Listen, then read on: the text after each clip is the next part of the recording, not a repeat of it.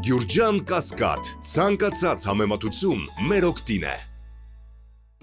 Ես գնահատականը 21 թվին եմ տվել, երբ որ կրկին բանավեճի առաջարկ կար, ես շատ պարզ հայտարարել եմ, մինչև բանավեճը ինքը պետք է որևէ կլինիկայից մի փաստաթուղթ բերի, որ հոգեկան հիվանդ չի, նոր դրանից հետո քննարկել ընդհանրապես իր հետ արժի բանավիճել, թե չէ, այդ մարդը լուրջ հոգեկան խնդիրներ ունի եւ երկիրը ղեկավարում է այդ մարդու կողմից, այսինքն առանց այդ թղթի իր հետ բանավիճելը անիմաստ եմ համարում։ Պարոն Սաղաթելյան, ամեն դեպքում այդ նյարդային վիճակ, ինչպես դուք եք ընդհանրում, հնարավոր է որ պայմանավորված է նաև խաղաղության գործընթացը, որտեղ որքան էլ ասում են բոլոր պահանջները բավարարում են Ադրբեջանը, ինչպես ընդդիմություն է պնդում, ստանում են համաձայնեցված փաստաթ, բայց Ադրբեջանը շարունակում է դնել այդ նոր պահանջներ եւ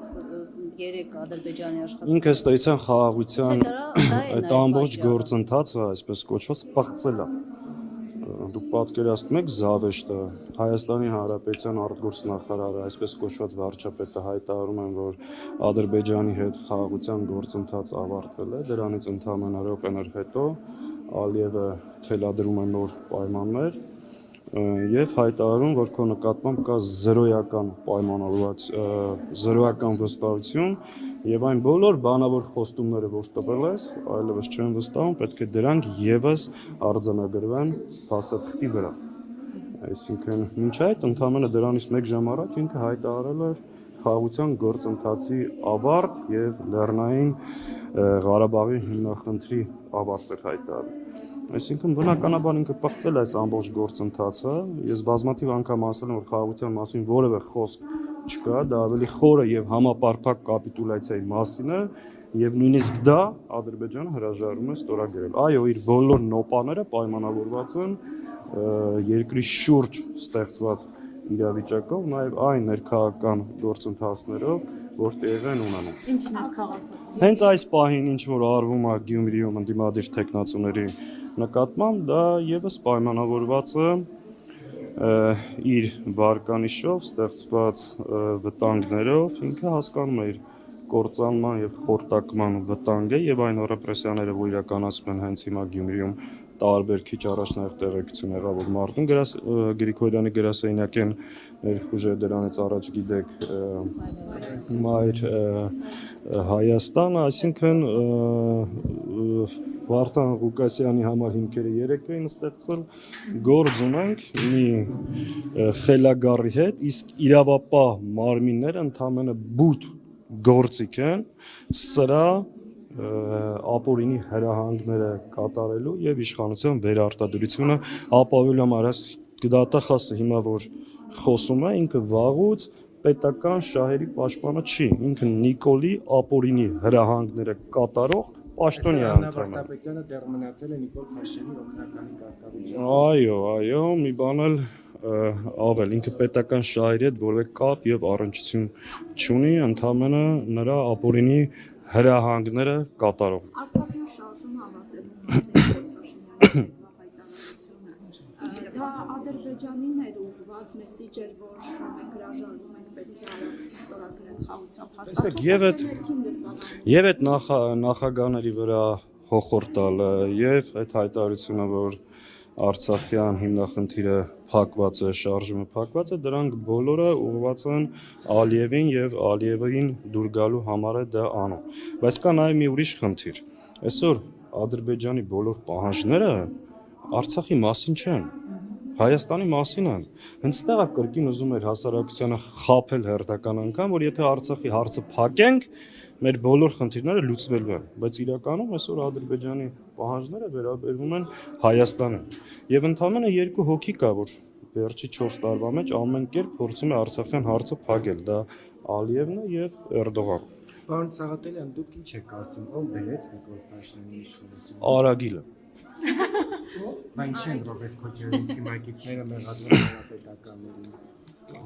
Ես այդ հարցին առիթ ունեցել եմ անդրադառնալու, լրացիչ ասելիք չունեմ, որովհետև հիմա իրոք շատ ավելի լուրջ, կարևոր խնդիրներ։ Իսկ Գյումրիում դուք մասնակցությունը Որ օրերի։ Նիկոլ Փաշինյանը, որ եկավ իշխանության դաշնակցություններ կողմ քվեարկեց, որ օգնեց Նիկոլ Փաշինյանին։ Լավ, դու եթե այդ հարցով Նարեկ ջան ուզում ես ասես, որ Նիկոլ Փաշինյանին դաշնակցությունը եթե չքվեարկեր, ինքը չէր դառնա վարչապետ այդ օրերին, այդ գնահատականը Ձեր կարկառուն կուսակցականին հեռացրեցիք նրան չքվեարկել։ ճիշտ չի, այդ բոլոր հարցերն անդրադարձել ենք բազմաթիվ անգամ, դուք էլ այդ հարցերի պատասխանը լավ գիտեք, նոր ասելիք Բայց չունեմ թեման այդ դու ուղղությամբ։ նկատում Քոչարյանի եւ Սերժ Սարգսյանի թեմակիցներն են բացել։ Դուք առիթ ունեցել եք Քոչարյանի եւ Սերժ Սարգսյանի թիմակիցներին այդ հարցերը տակ եւ պատասխանները ստանաք։ Ես էլ այդ թեմայով արտահայտվել եմ, ավելին քեզ ասեմ, ես պարբերաբար շատ հաճախ Ռոբերտ Քոչարյանը մեր գործընկերն գրեթե ամեն օր շփումներ եմ ունենում, Սերժ Սարգսյանի հետ անհրաժեշտության դեպքում հանդիպում ենք, քննարկում ենք, ես իմ բոլոր տեսակետները այդ հարցերի վերաբերյալ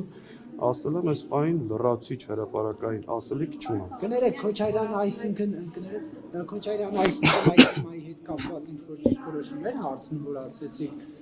հանդիպում ենք իմ դիրքորոշումը հայտնել եմ։ Դիրքորոշում պետք չի հարցնեն, որ ասենք, այդ հարցերի վերաբերյալ մեր տեսակետները ասել ենք, այդ թվում նաև հրապարակային։ Հիմա